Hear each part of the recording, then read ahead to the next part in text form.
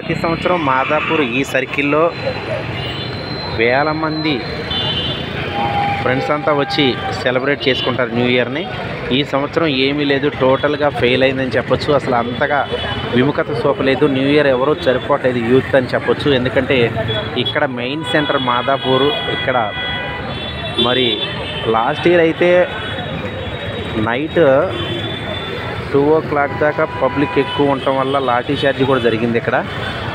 మరి ఈ రోజున చూస్తే అసలు పబ్లిక్ అనేవాళ్ళే లేరని చెప్పొచ్చు. అసలు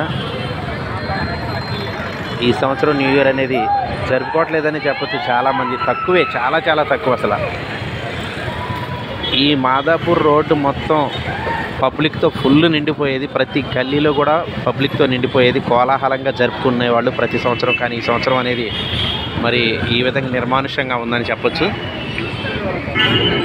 ఇది మాదాపూర్ మెయిన్ రోడ్డు. మెయిన్ రోడ్లో కూడా అసలు ఎక్కువ పబ్లిక్ ఉండేది. మెయిన్ రోడ్డు కూడా ఈ విధంగా ఉంది. అంటే చాలామంది పబ్బులకి వెళ్ళారు. తర్వాత అదేవిధంగా మరి ఈవెంట్స్కి వెళ్ళడం జరిగింది చాలామంది పబ్లిక్. తర్వాత రూములకే పరిమితం అయ్యారని చెప్పొచ్చు. సాఫ్ట్వేర్లు కావచ్చు, తర్వాత ఎంప్లాయీస్ కావచ్చు, ప్రైవేట్ ఎంప్లాయీస్ కావచ్చు, యూత్ మొత్తం ఎక్కువ శాతం రూమ్లోనే ఉండి మరి ఎంజాయ్ చేస్తున్నారని చెప్పొచ్చు. ఎందుకంటే ఇక్కడ మెయిన్ రోడ్ అసలు ఎంత హౌస్ఫుల్గా ఉండేదంటే లాస్ట్ ఇయర్ కావచ్చు, బిఫోర్ లాస్ట్ ఇయర్ కావచ్చు, అసలు పబ్లిక్ అంతా రోడ్ల నిండా సందడి చేస్తూ కోలాహలంగా తిరిగేవాళ్ళు.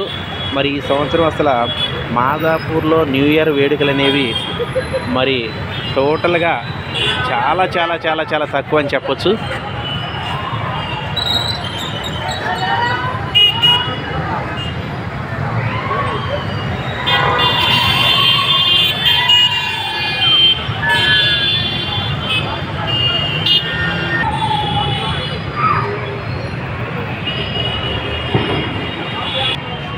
ఈ సంవత్సరం హోటల్లో, రెస్టారెంట్లలో బిర్యానీ సేలింగ్ కావచ్చు, అదేవిధంగా వైన్స్లో మరి మందు సేలింగ్ కావచ్చు గణనీయంగా పడిపోయిందని చెప్పొచ్చు. రేపు రోజున పూర్తి సమాచారం అనేది మార్నింగ్ సెక్షన్లో తెలుస్తుంది. ఎందుకంటే ఈ సంవత్సరం ఎందుకనో యూత్ మరి న్యూ ఇయర్ సెలబ్రేషన్కి మరి వెనకడుగు వేశారని చెప్పొచ్చు.